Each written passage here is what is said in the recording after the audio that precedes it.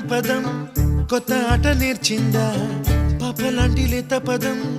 పాఠశాలగా కూనలమ్మ జానపదం